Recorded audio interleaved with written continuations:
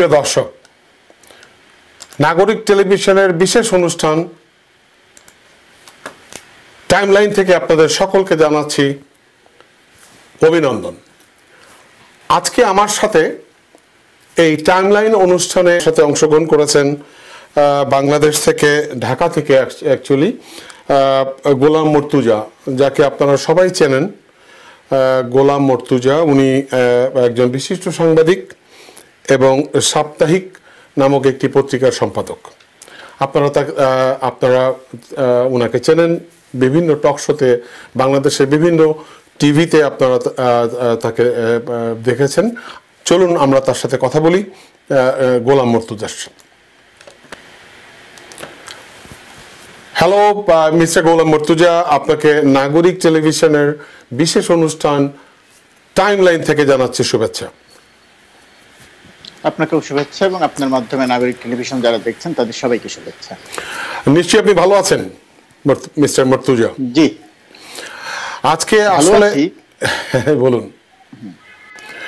না, যেটা বলছিলাম ভালো আছি, কিন্তু চকবাজারে এরকম একটি মর্মান্তিক দুর্ঘটনা ঘটে যাওয়ার পরে, ৬৭ জন মানুষের প্রাণ যাওয়ার পরে এবং তার প্রেক্ষিতে আমরা আমাদের নীতি নির্ধারকদের যে ধরনের বক্তব্য শুনছি, কথা শুনছি, তাতে আসলে বাংলাদেশের একজন নাগরিক হিসেবে ভালো থাকার কোনো সুযোগ নেই।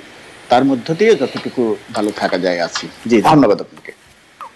আমরা মূল আলোচনায় যাওয়ার আগে, যদিও আমরা এই অনুষ্ঠানটি করি হচ্ছে মূলত আপনারা যারা টাইমলাইনে, ফেসবুকের টাইমলাইনে লেখালেখি করেন, এই লেখাগুলোর উপরেই আসলে আমরা এই আলোচনাটা করে থাকি।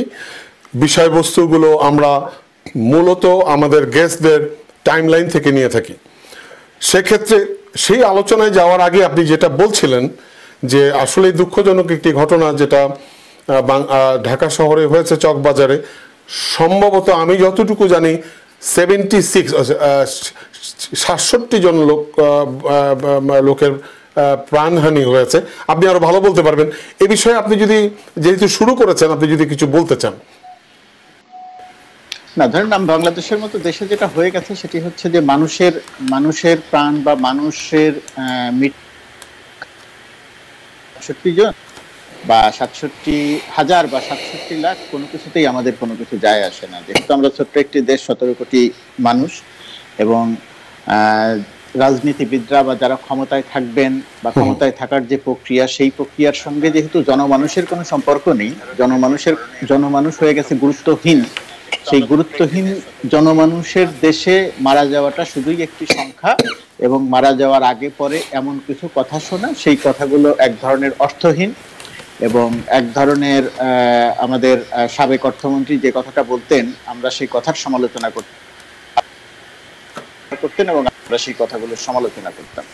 তো এরকম একটি ঘটনা ঘটার পরে, এত মর্মান্তিক ঘটনা ঘটার পরে আমরা নীতি নির্ধারকদের কাছ থেকে যে কথাগুলো শুনছি, সে কথাগুলোকে যে এক শব্দেও সেই অর্থমন্ত্রীর কথা ধার করে রাবিশ বলা ছাড়া আর কোনো কিছু বলার নেই। এবং এটি আসলে ঠিক দুর্ঘটনা নয়, আমি মনে করি এটি ঠিক সরাসরি দুর্ঘটনা নয়, এটি এক ধরনের মানুষ্য সৃষ্ট এক ধরনের হত্যাকাণ্ড। তার কারণ হচ্ছে নিমতলী দুর্ঘটনার পরে ১২৪ জন মানুষ নিহত হওয়ার পরে যে ১৭ দফা সুপারিশ করেছিল, সরকারি কমিটি সুপারিশ করেছিল, তার কোনো কিছু বাস্তবায়ন করা হয়নি।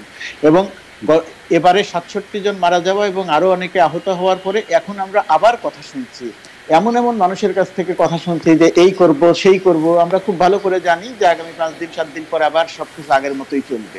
সুতরাং বাংলাদেশে এইরকম এত মর্মান্তিক ঘটনার পরে ভালো থাকার আসলে আর কোনো সুযোগ নেই। রাইট। এবং এই ঘটনাটি আসলেই খুবই দুঃখজনক। এবং আপনার কাছে কি মনে হয় যে এটা কি আমাদের মানে সরকারি যে মানে মেশিনারিজ, এগুলো কাজ করছে না, নাকি আমরা আসলে উদাসীন হয়ে যাচ্ছি? মানে কি মনে করেন আপনি যে সরকারি মেশিনারি কাজ করছে না, নাকি মানে আপনার কি মনে হয়? নীতি নির্ধারকরা আন্তরিক নন কোনো কাজ করার ক্ষেত্রে। এবং আমি আমার আগের অংশের বক্তব্যে যেটা বলেছি, সাধারণ জনমানুষের ক্ষমতার বা দেশ পরিচালনার ক্ষেত্রে যদি সাধারণ জনমানুষের অংশগ্রহণ না থাকে, যদি সাধারণ জনমানুষের সম্পৃক্ততা না থাকে, তাহলে সাধারণ জনমানুষ নীতি নির্ধারকদের কাছে বা দেশ পরিচালনা যারা করেন বা রাজনীতি যারা করেন তাদের কাছে গুরুত্বহীন হয়ে যান। এখন বাংলাদেশের সাধারণ জনমানুষ গুরুত্বহীন। এখন যে শুধু তাই নয়, কখনোই সাধারণ জনমানুষ তাদের কাছে গুরুত্বহীন ছিল না, কিন্তু তার কখনো কখনো হয়তো কম বেশি ছিল, কিন্তু বর্তমানে হয়তো সেটা আরো অনেক বেশি বেড়ে গেছে। এবং তার প্রেক্ষিতে এই যে মানুষকে বাঁচানো বা আইনের প্রতি শ্রদ্ধা দেখানো বা আদালত যা বললো বা সরকারি তদন্ত কমিটি যা বললো সেইগুলোর বিষয়ে মিনিমাম কোনো আন্তরিকতা নেই যারা দেশ পরিচালনা করেন বা এখন যারা পরিচালনা করছেন। কারণ আমরা এটা যদি জানতাম, নিমতলির ঘটনা ঘটেছিল 2010 সালে, এখন যদি নতুন আরেকটি সরকার ক্ষমতায় থাকতো তাহলে আমি বলতাম যে ওরা করেনি, আমরা করব। এখন যেহেতু একই সরকার ধারাবাহিকভাবে চলছে, সুতরাং এখন আর পূর্বের সরকারকে ব্লেম দেওয়ার সুযোগ নাই। এই কারণে এখন আবার নতুন করে শুরু হচ্ছে, আর কোনো গোডাউন থাকবে না, এইটা করব ওইটা করব। আমরা খুব নিশ্চিত করে জানি এই কথাগুলো তারা আন্তরিকতার সঙ্গে বলছেন না, এই কথাগুলো তারা বিশ্বাস করেন না, এই কথাগুলোর কোনোটাই তারা বাস্তবায়ন করবেন না। রাইট, মিস্টার মুর্তুজা, আমরা যে বিষয়টি নিয়ে শুরু করলাম, আমরা বলছিলাম যে আপনার টাইমলাইনের একটি অংশে আমরা আলোচনা করতে চাই। আপনি টাইমলাইনে আপনার যে একটা পোস্ট আপনি দিয়েছেন, আমরা একটু আপনার টাইমলাইনটা দেখে আসি। আমার সাথে যদি আপনি থাকেন, আপনি দেখবেন, আপনিও দেখতে পাবেন, দর্শকরা দেখতে পাবে। আমি আপনার টাইমলাইনে যেতে চাই।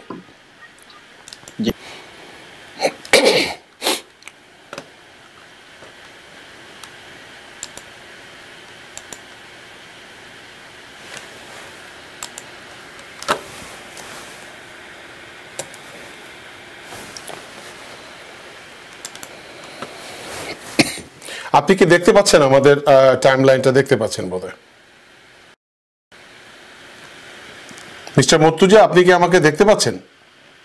আমার কথা শুনতে পাচ্ছেন?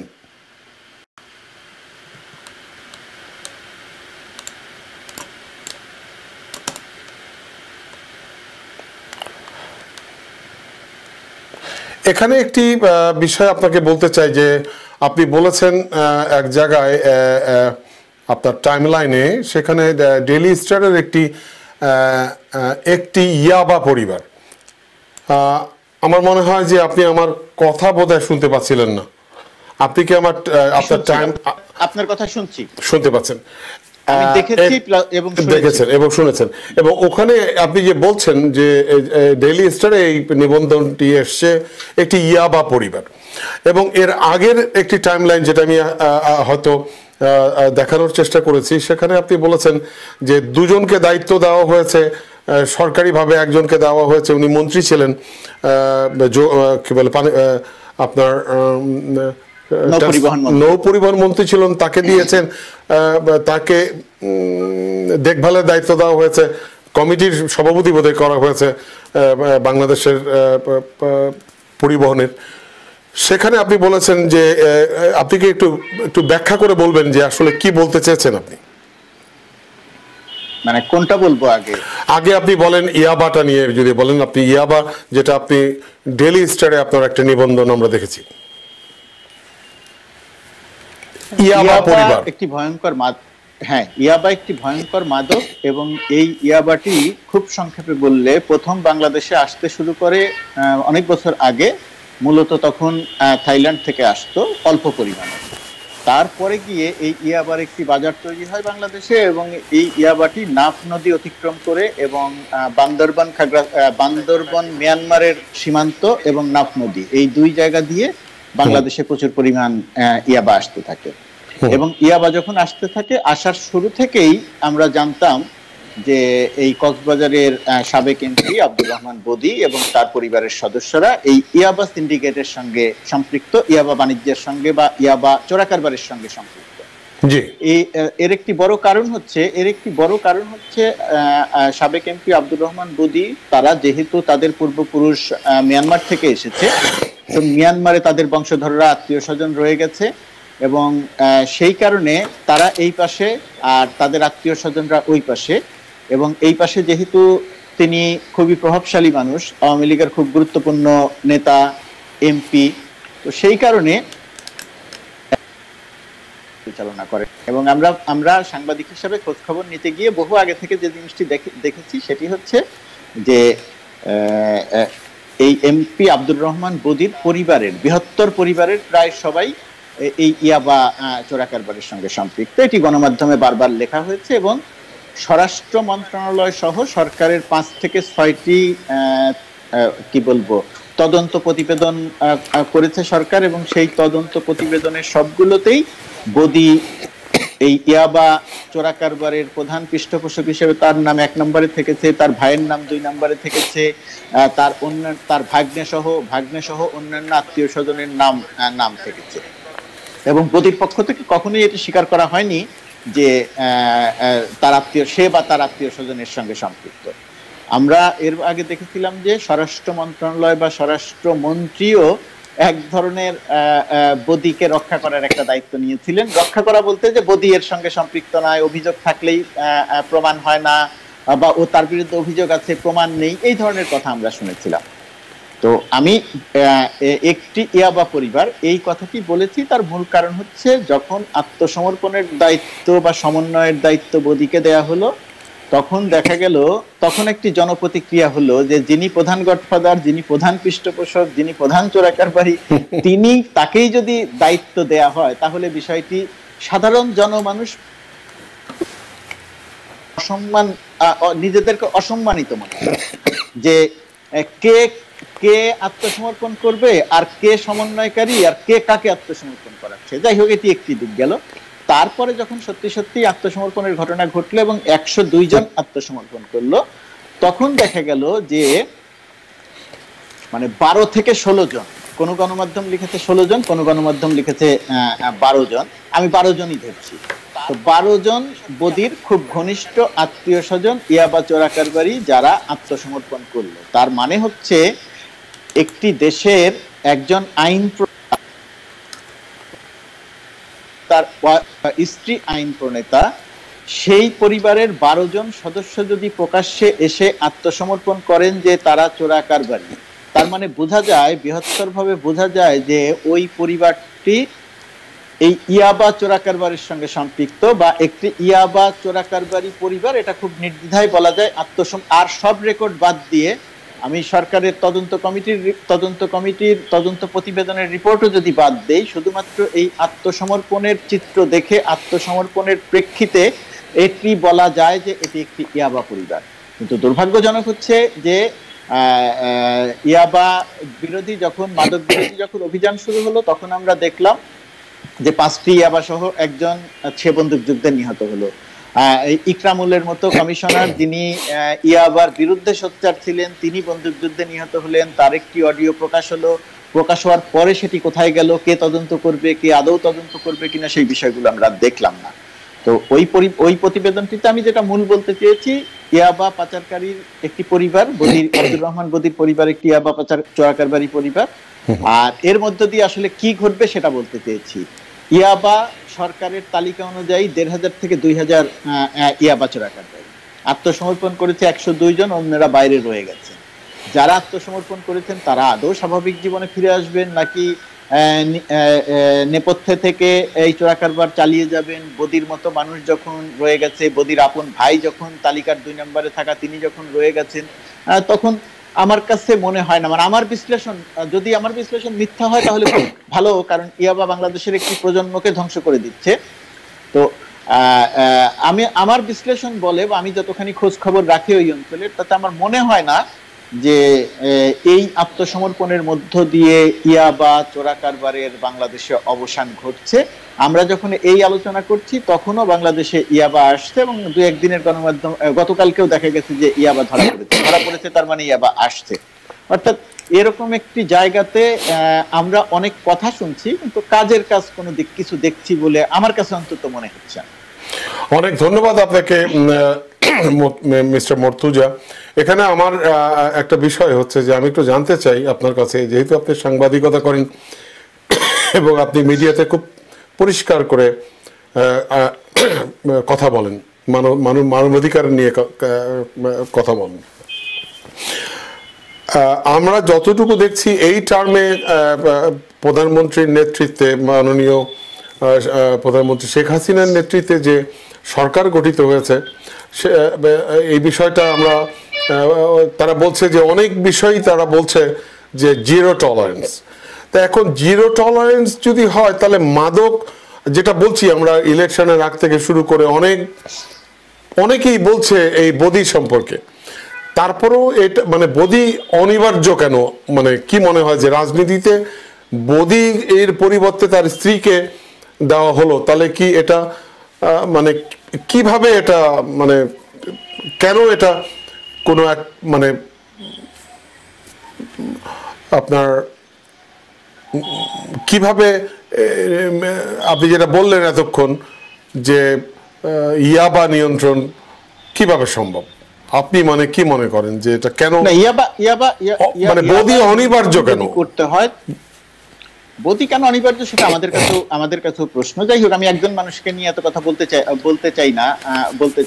মানুষ যে যেমন, যার পরিস্থিতি যেমন, রাষ্ট্রের যদি আইন কার্যকর থাকে তাহলে সেই অনুযায়ী শাস্তি বা ব্যবস্থা হওয়ার কথা। কিন্তু আমরা বাংলাদেশে দেখছি এই ঘটনাগুলোর ব্যতিক্রম, এবং সেই যেহেতু ব্যতিক্রম, যেহেতু আইন সবার জন্য সমান আমরা মুখে বলি কিন্তু বাস্তবে যেহেতু সমান নয়, সেই কারণে আমরা দেখি যে চোরাকারবারীদের মতো মানুষও অনিবার্য হয়ে যায় বা তাদের বিরুদ্ধে ব্যবস্থা নেওয়া হয় না। আমি ঠিক জানি না এখানে কেন অনিবার্য। ইয়াবা চোরাচালান বা ইয়াবা চোরাকারবার আসলে এটি তো বিশাল একটি অর্থের অঙ্ক, এটি আসলে হাজার কোটি টাকার অর্থের অঙ্ক। এখন এই হাজার কোটি টাকার অর্থের অঙ্কের সঙ্গে স্থানীয় প্রশাসন, স্থানীয় আওয়ামী লীগের নেতৃত্ব, স্থানীয় বিএনপি জামাতের কিছু নেতৃত্ব, এরা স্থানীয় প্রশাসনের অংশ, সীমান্ত যারা পাহারা দেন তাদের অংশ, সবাই মিলেমিশে আসলে এই ইয়াবা চোরাকারবারকে উৎসাহিত করছে, এর সঙ্গে সম্পৃক্ত হয়ে গেছে। এখন আপনি বললেন যে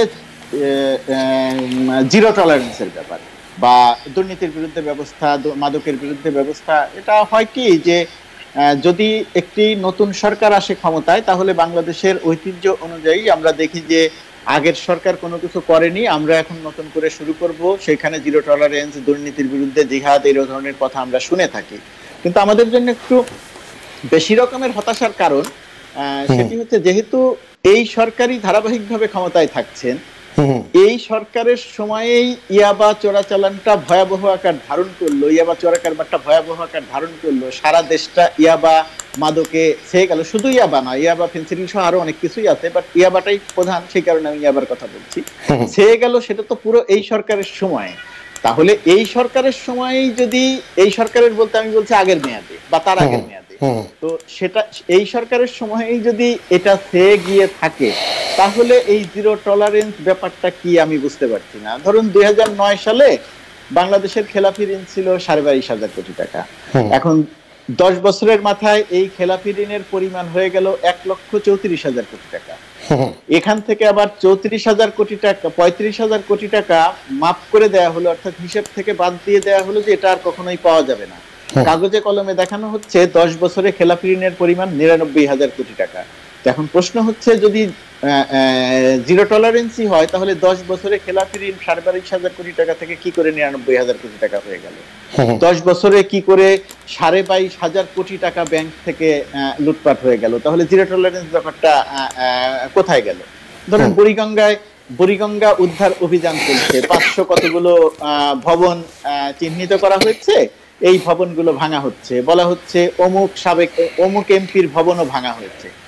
এগুলো নিয়ে এক ধরনের বাহবা নেওয়ার চেষ্টা করা হচ্ছে। কিন্তু আমি যে জায়গাটা বুঝতে পারছি না সেটি হচ্ছে, এই যে 500 কতগুলো ভবন বা ওই যে এমপির যে ভবনটি ভাঙা হলো, এই ভবনগুলো তৈরি হলো কবে? এই ভবনগুলো তো গত 10 বছরে তৈরি হয়েছে। তো এই গত 10 বছরে তো এই সরকারি ক্ষমতায় ছিলেন। তো এই সরকারি যদি ক্ষমতায় থাকেন, তাহলে এই 10 বছরে বুড়িগঙ্গা এভাবে দখল হয়ে গেল কেন? আমি বলছি না যে এই 10 বছর আগে বুড়িগঙ্গা দখল হয়নি, 10 বছর আগেও দখল হয়েছে, কিন্তু ধারাবাহিকভাবে 10 বছর থাকার পরে বুড়িগঙ্গায় 500-র উপরে ভবন তৈরি হলো, এমপি সহ আরো অনেক গুরুত্বপূর্ণ মানুষ বুড়িগঙ্গা দখল করে ভবন তৈরি করলেন। এখন তৈরি করার পরে একটি ভবন ভেঙে বা কিছু ভবন ভেঙে আমি যদি বলি যে আমি জিরো টলারেন্স, নদী উদ্ধার করব, তাহলে ঠিক শুনতে কেমন শোনায় এটা আমি ঠিক বুঝতে পারি না যে এটা ঠিক কি ধরনের ব্যবস্থা নেয়া। না, সেটা ঠিকই বলেছেন। সেই সঙ্গে আরেকটি জিনিসও সংবাদ মাধ্যমে আমরা পেয়েছি যে এই নদী ভাঙার বিষয়টা যখন এসছে, তখন আপনার বিআরডব্লিউটিসি বোধহয়, রাইট, তার চেয়ারম্যানকে বোধহয় সম্ভবত প্রত্যাহার করে নেওয়া হয়েছে, বা এটা বিষয়টা এরকমই আর কি। আসলে মানে আমি আপনার কাছে আসবো এই বিষয়টা আসলে কিভাবে কি হওয়া উচিত, এই বিষয়টা নিয়ে আপনার সাথে আলোচনা করব। আমি এটা ছোট্ট ব্রেকে যাচ্ছি, আমি এখনই আসছি, একটু আমার সঙ্গে থাকবেন দর্শক। আমরা একটা ছোট্ট ব্রেকে যাচ্ছি।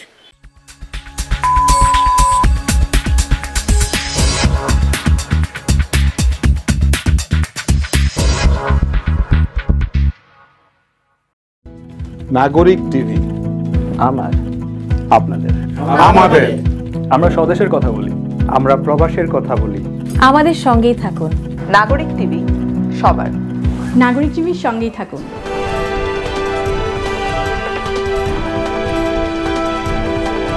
দর্শক, আমরা ব্রেক থেকে ফিরলাম। আমরা আবার মিস্টার মুর্তুজা সাহেবের কাছে যাচ্ছি। যে বিষয়টি নিয়ে আমরা শেষ করেছিলাম যে আসলে কি মনে হচ্ছে আপনার কাছে যে এই যে অনিয়মগুলো, এগুলো কি আমাদের দেশে একটা নিয়মে পরিণত হচ্ছে কিনা, মানে এর পিছনে মানে কি করলে এগুলো থেকে মুক্তি পাওয়া যাবে? আপনি কি মনে করেন? আসলে এখানে কি কোনো রাজনৈতিক বিষয় তো অবশ্যই জড়িত, আপনি কি মনে করেন? দেখেন, যদি একটি গণতান্ত্রিক প্রক্রিয়া অব্যাহত রাখা যায়, গণতান্ত্রিক প্রক্রিয়া বলতে আমি বোঝাচ্ছি একটি নির্বাচন হবে যদি জনগণ তার ভোট দিয়ে তার পছন্দের এই নির্বাচনের মধ্য দিয়ে যদি সরকার গঠিত হয়, তাহলে জনমানুষের কাছে সেই সরকারের এক ধরনের দায়বদ্ধতা থাকে, এক ধরনের জবাবদিহিতা থাকে। বাংলাদেশের মতো দেশে 1991 সালের পরে যে ধারাটি শুরু হয়েছিল, মাঝখানে এসে সেই ধারাটি হোঁচট খেয়েছে। হোঁচট খেয়ে আবারও কিছুটা স্বাভাবিকভাবে ফেরার চেষ্টা হয়েছে, কিন্তু পর্যায়ক্রমে বা বর্তমান সময়ে এসে সেই ধারাটা একেবারে পুরোপুরিভাবে ভেঙে পড়েছে। নির্বাচন কমিশন নামক একটি প্রতিষ্ঠান আছে, এটা আসলে এক ধরনের তামাশাপূর্ণ প্রতিষ্ঠানে পরিণত হয়েছে। তাদের কোনো তারা জনমানুষের ভোটাধিকার রক্ষার ক্ষেত্রে সামান্যতম কোনো আন্তরিকতা বা সক্রিয়তা লক্ষ্য করা যায় না। তারা এক ধরনের আজ্ঞাবহ আচরণ করছেন এবং ক্ষমতায় পাঠানোর ক্ষেত্রে, রাজনীতিবিদদের ক্ষমতায় পাঠানোর ক্ষেত্রে বা দেশ পরিচালনায় পাঠানোর ক্ষেত্রে যদি জনগণের অংশগ্রহণ না থাকে, যদি জনগণ তার পছন্দের প্রার্থীকে ভোট দিয়ে নির্বাচিত করতে না পারে, তাহলে সেই দেশে আইনের শাসন প্রতিষ্ঠিত হয় না। এখানে আমার এখানে একটা প্রশ্ন আছে। আপনি যে কথাটা বলেছেন যে আজ্ঞাবহ নির্বাচন কমিশন, আচ্ছা এই নির্বাচন কমিশনই কি আজ্ঞাবহ, নাকি এই আমরা 40 বছর থেকে দেখে আসছি প্রতিটি নির্বাচন কমিশনই তো আজ্ঞাবহ? সো মানে কম বেশি হ্যাঁ, প্রতিটি নির্বাচন কমিশনই আজ্ঞাবহ, আপনি ভালো বলেছেন। 1991 সালের আগে যে সমস্ত নির্বাচন কমিশনে যে সমস্ত নির্বাচন কমিশন ছিলেন, অর্থাৎ এরশাদ পতনের আগে, সেই সমস্ত নির্বাচন কমিশনে যারা ছিলেন তাদেরকে নিয়ে আলোচনাই করতে চাই না, কারণ তাদের সময়ে নির্বাচন নামক কোনো কিছু বাংলাদেশে হয়নি। এক ধরনের রসিকতা হয়েছে সাধারণ মানুষের সঙ্গে সামরিক সরকারগুলোর সময়। তারপরের সময় যদি বলেন, তার পরের সময় আমি যেটা দেখব যে পর্যায়ক্রমে বাংলাদেশে কিছু নির্বাচন কমিশন এসেছে, তুলনামূলক বিচারে তারা এক ধরনের শক্তিমত্তার পরিচয় দিয়েছেন।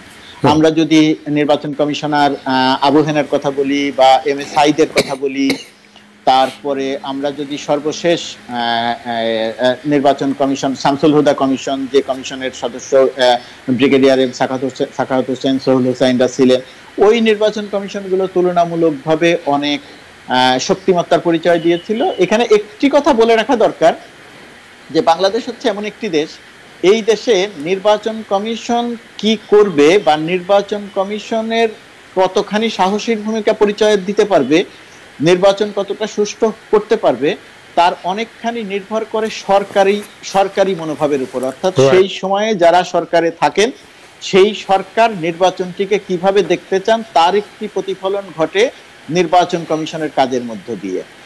সেই কারণে বর্তমান সরকারের নির্বাচন সম্পর্কে যে মনোভাব আমরা দেখছি, নির্বাচন কমিশনের মনোভাবও একই রকম। এইখানে নির্বাচন কমিশনের যে খুব বেশি কিছু করে ফেলা সম্ভব ছিল আমি তা মনে করি না, কারণ নির্বাচন কমিশনের নির্বাচন পরিচালনার জন্য সরকারি মেকানিজমের উপরে, সরকারের প্রশাসনের উপরে নির্ভর করতে হয়। কিন্তু তারপরেও নির্বাচন কমিশনের কাগজে কলমে যে ক্ষমতা আছে ভারতের চেয়ে অনেক বেশি ক্ষমতা বাংলাদেশের নির্বাচন কমিশনের। সেই নির্বাচন কমিশন যদি ইচ্ছে করে যে তার শক্তিমত্তার প্রমাণ দিয়ে তার তার সাহসের পরিচয় দিয়ে সে একটি নির্বাচন করবে এবং সরকারকে চ্যালেঞ্জ করবে, তাহলে সরকার যায় ইচ্ছে তাই করে ফেলানোর মতো পরিবেশ তৈরি করতে পারে না, বা তাকে একটু বেগ পেতে হয়। কিন্তু আমরা দেখছি আমাদের নির্বাচন কমিশন সেরকম কোনো কিছু না করে সরকারের যে মনোভাব, সেই মনোভাবেরই প্রতিফলন আমরা তাদের কাছ থেকে দেখছি, যদিও এটা একটি স্বাধীন মানে সাংবিধানিক একটি স্বাধীন প্রতিষ্ঠান। এই সাংবিধানিক স্বাধীন প্রতিষ্ঠান তার দায়িত্বটি পালন করছেন না। পূর্বে যে সবাই পালন করেছেন তা বলবো না, কিন্তু এর চেয়ে অনেক ভালো নির্বাচন কমিশন, অন্তত 2টি বা 3টি নির্বাচন কমিশন আমরা দেখেছি। রাইট, আপনি ঠিকই বলেছেন। কথিত মানে এটাকে আপনি বলতে পারেন কথিত স্বাধীন নির্বাচন কমিশন।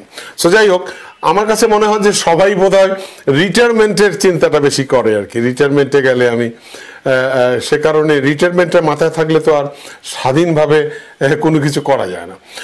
এটাই হচ্ছে আমার কাছে।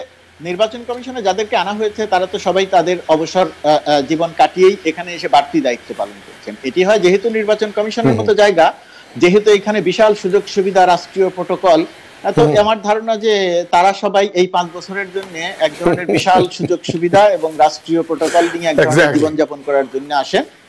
তারা সাধারণ জনমানুষের ভোটাধিকার রক্ষার জন্য কাজ করেন বলে আমার কাছে মনে হয় না। যেমন তাদের বক্তব্য শুনলে মনে হয় বিএনপি অংশগ্রহণ করেনি, অমুকটা অংশগ্রহণ করেনি। আরে এখন প্রশ্ন হচ্ছে যে বিএনপি বা অন্য কোনো দল ধরেন অংশগ্রহণ করলো না, এখন কে অংশগ্রহণ করলো না বলে জনগণের ভোটাধিকার থাকবে না, আমি আমার ভোটটা ঠিক মতো দিতে পারবো না, এটা কেমন কথা? এখন বাংলাদেশে এটাই স্বাভাবিক ব্যাপারে পরিণত হয়েছে। রাইট, আচ্ছা, অনেক ধন্যবাদ আপনাকে মিস্টার মর্তুজা। সবশেষে যে বিষয়টি আপনাকে একটু করেছিলাম, যে একটি স্টেটমেন্ট আপনি দিয়েছিলেন, আপনার টাইম লাইনে 2টি বোধহয় কমিটি হয়েছে, তার মধ্যে একটা বিষয়ে বোধহয় আমরা এই যে আমাদের অ্যাক্সিডেন্ট অর্থাৎ বিপদ দুর্ঘটনা এড়ানোর জন্য একটা কমিটি হয়েছে, সেখানেও বোধহয় সম্ভবত একজন এক্স মিনিস্টার যিনি একসময় আমাদের মন্ত্রী ছিলেন, সেক্ষেত্রেও আপনি হয়তো একটু হতাশা জানিয়েছেন। এ সংক্রান্ত যদি একটু আপনি বলতেন প্লিজ। এটা ঠিক হতাশা নয়, এটি বাংলাদেশের রাজনীতি যেহেতু আমরা পর্যবেক্ষণ করি, সেই পর্যবেক্ষণ করার ক্ষেত্রে সড়কে দুর্ঘটনা নিয়ন্ত্রণের জন্য যে কমিটি করা হয়েছে, সেই কমিটির প্রধান করা হয়েছে সাবেক নৌ পরিবহন মন্ত্রী এবং শ্রমিক নেতা শাহজাহান খান। এখানে বিষয়টি খুব পরিষ্কার। ধরুন কেন ওনার বিষয়ে এরকম সন্দেহ বা কেন উনি বিতর্কিত? যখন স্বরাষ্ট্র মন্ত্রণালয়ের পুলিশ গাবতলীতে বাস শ্রমিকদের বিরুদ্ধে ব্যবস্থা নেয়, তখন নৌ পরিবহন মন্ত্রী শাহজাহান খান তার বিরুদ্ধে ধর্মঘটের ডাক দেন, তার বিরুদ্ধে রাস্তায় নেমে গিয়ে যানবাহন চলাচল বন্ধ করে দেন। খেয়াল করে দেখবেন, একজন স্বরাষ্ট্রমন্ত্রী সিদ্ধান্ত দিচ্ছেন অন্যায়ের বিরুদ্ধে ব্যবস্থা নেওয়ার জন্য, আর একজন মন্ত্রী, একই সরকারের আরেকজন মন্ত্রী সেই স্বরাষ্ট্রমন্ত্রীর বিরুদ্ধে স্বরাষ্ট্র মন্ত্রণালয়কে চ্যালেঞ্জ করে তিনি ধর্মঘট ডাকতেন বা তার বিরুদ্ধে প্রতিবাদ করছেন। এটি একটি দিক। এর বাইরে এ যাবৎকালে সড়ক দুর্ঘটনা সরকার একটি আইন করবে, মন্ত্রিসভা সেই আইনটি পাশ করলো, সেই মন্ত্রিসভার সেই মিটিং এ শাহজাহান খান সাহেবও থাকলেন, সেখান থেকে বের হয়ে এসে তিনি সেই আইনের বিরুদ্ধে অবস্থান নিলেন। আরেকটি ঘটনা বলি, সরকারের একটি সিদ্ধান্ত, সেই সিদ্ধান্তের বিরুদ্ধে শ্রমিক নেতারা, একই সঙ্গে তিনি যেহেতু শ্রমিক নেতা এবং একই সঙ্গে তিনি যেহেতু মন্ত্রী ছিলেন, তিনি শ্রমিক নেতাদেরকে সঙ্গে নিয়ে তার সরকারি বাসভবনে সরকারি সিদ্ধান্তকে, মন্ত্রিসভার সিদ্ধান্তকে চ্যালেঞ্জ করে ধর্মঘটের পরিকল্পনা করলেন। এখানে মালিক সমিতির প্রতিনিধি, তিনিও একজন মন্ত্রী ছিলেন। অর্থাৎ আমরা যেটা বলতে চাইছি যে কনফ্লিক্ট অফ ইন্টারেস্ট গ্রুপ, তারা ক্ষমতার অংশীদার, তারা ক্ষমতায় যখন আরো বড়ত্ব দায়িত্ব থেকেছেন, মন্ত্রী থেকেছেন, তখন তারা সাধারণ জনমানুষের পক্ষে বা পরিবহন সেক্টরে চাঁদাবাজি বন্ধ করা, দুর্ঘটনা বন্ধ করা, মাস্তানি বন্ধ করা, দখল বন্ধ করার বিরুদ্ধে কোনো ব্যবস্থা নেননি, সাধারণ জনমানুষ তথা সরকারকেই চ্যালেঞ্জ করেছেন। এখন তারা এর চেয়ে বড় দায়িত্ব থেকে তখন তারা কিছু করলেন না। এখন আবার সড়ক দুর্ঘটনা নিয়ন্ত্রণের জন্য একটি কমিটি করা হলো, সেই কমিটির প্রধান হিসেবে তিনি এখন সবকিছু করবেন এই বিশ্বাস যদি করতে হয় তাহলে আমার কিছু বলার নেই এই জায়গাটিতে। সেইটাই বলেছি যে এটা আসলে সাধারণ জনমানুষের সঙ্গে এক ধরনের রসিকতাপূর্ণ আচরণ হয়ে গেল এবং এর থেকে কোনো সুফল আসবে বলে মনে হয় না। আমি আরেকটু বলে শেষ করি একটা লাইন, সেটি হচ্ছে যে এই যে কমিটি করা হলো এই কমিটিরই কোনো প্রয়োজন নেই। তার কারণ হচ্ছে সড়ক দুর্ঘটনা নিয়ন্ত্রণের জন্য কি করতে হবে, কেন সড়ক দুর্ঘটনা ঘটে এটা বাংলাদেশের মানুষের জানা, এটা এই কমিটির সঙ্গে যারা আছেন তাদের জানা, এটি মন্ত্রণালয়ের জানা, এটি সরকারের জানা। তো জানা বিষয় নিয়ে এর আগেও কমিটি করা হয়েছিল, আবার কমিটি করা হলো, তখন প্রতিবেদন দিবে, সেই প্রতিবেদন আগে যেগুলো দেওয়া হয়েছিল তার কোনো প্রতিবেদন বাস্তবায়ন করা হয়নি। প্রধানমন্ত্রী নির্দেশ দিয়েছেন সড়কে কি কি করতে হবে, তার কোনোটির বাস্তবায়ন হয়নি। সুতরাং এই কমিটি করলো কি করলো, কি প্রতিবেদন দিল, মিটিং করলো কি না করলো, এটা দিয়ে আসলে সাধারণ জনমানুষের কিছু যায় আসে না। যেহেতু একজন বিতর্কিত মানুষকে এরকম দায়িত্ব দেওয়া হয়েছে সেই কারণে বলেছি যে এটার অর্থ কি, এটা তো একটা অর্থহীন বিষয়। সাধারণ জনমানুষের সঙ্গে এই আচরণের কারণ কি, এই কারণেই আমি আমার টাইম লাইনে কথাটি লিখেছিলাম। অনেক ধন্যবাদ আপনাকে মিস্টার গোলাম মর্তুজা। আমাদের এই অনুষ্ঠানে আপনি সময় দিয়েছেন, আপনার অনেক মূল্যবান সময়। আপনাকে অনেক অনেক ধন্যবাদ। নাগরিক টেলিভিশনের পক্ষ থেকে আপনার প্রতি কৃতজ্ঞতা। যদি খুব সংক্ষিপ্ত, আপনাদের সবাইকে ধন্যবাদ। 30 সেকেন্ডে নাগরিক টেলিভিশনের দর্শকদের জন্য যদি আপনি কিছু বলেন, যদি আপনার বলার থাকে 30 সেকেন্ডের মধ্যে আপনি যদি একটু। নাগরিক টেলিভিশনের সঙ্গে সবসময় যারা থাকেন, আজকে যারা থাকলেন তাদের সবাইকে শুভেচ্ছা জানাই, অভিনন্দন জানাই এবং একটি বিষয় জানাই যে আপনারা যারা বিশেষ করে প্রবাসে আছেন, বাংলাদেশে বিশেষ করে এই রকম দুর্ঘটনা ঘটার পরে চকবাজারে যেটা ঘটলো, আপনাদের পক্ষ থেকে যদি এই নিহত স্বজন বা আহত যারা হয়েছেন তাদের জন্য কিছু করার থাকে, আপনারা বিষয়টি বিবেচনা করে দেখতে পারেন। প্রয়োজনে আমরা আপনাদেরকে তথ্য দিয়ে সহায়তা করতে পারি। অনেক ধন্যবাদ আপনাকে মিস্টার মর্তুজা। নিশ্চয়ই আপনার সাথে আবারও কথা বলবো, আবারও আমাদের কোনো অনুষ্ঠানে আপনি অংশগ্রহণ করবেন এই বিশ্বাস আমাদের আছে। ভালো থাকবেন। জি, ধন্যবাদ আপনাদেরকে। দর্শক, আমরা একদম শেষ পর্যায়ে চলে এসেছি, অনুষ্ঠানের একদম শেষ পর্যায়ে। ভালো থাকবেন, আমাদের নাগরিক টেলিভিশনের সঙ্গে থাকবেন। আল্লাহ হাফেজ।